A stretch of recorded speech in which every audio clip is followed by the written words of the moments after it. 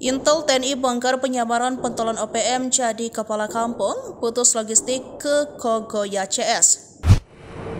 Intel TNI membongkar penyamaran seorang anggota OPM bernama Dennis. Anggota organisasi separatis tersebut sudah berapa lama menjadi kepala kampung di wilayah Dekai Yahukiba.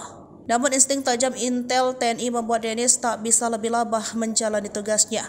Akal bulus Dennis terbongkar, meski sempat diwarnai perlawanan, anggota OPM bernama Damyos berhasil diamankan. Momen ini terjadi ketika Satgas Nemangkawi masih ditugaskan menjaga kondusivitas tanah Papua dari teror OPM. Salah satu momen berkesan selama penugasan Satgas tersebut terjadi 27 November 2021.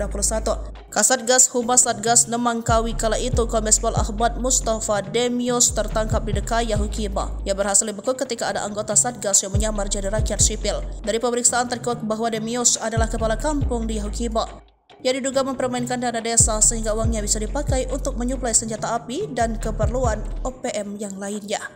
Kombes Pol Mustafa mengatakan Damyos masuk dalam daftar pencarian orang karena terlibat banyak kasus. Pertama, penganiayaan berat terhadap staf KPUD Yahukiba Henry Javinski. Kedua, pembunuhan di bulan Mei 2021 yang mengakibatkan 1 korban jiwa. Sedangkan yang ketiga, pembunuhan 2 anggota Satgas Pamrahwan di ujung Bandara Dekai.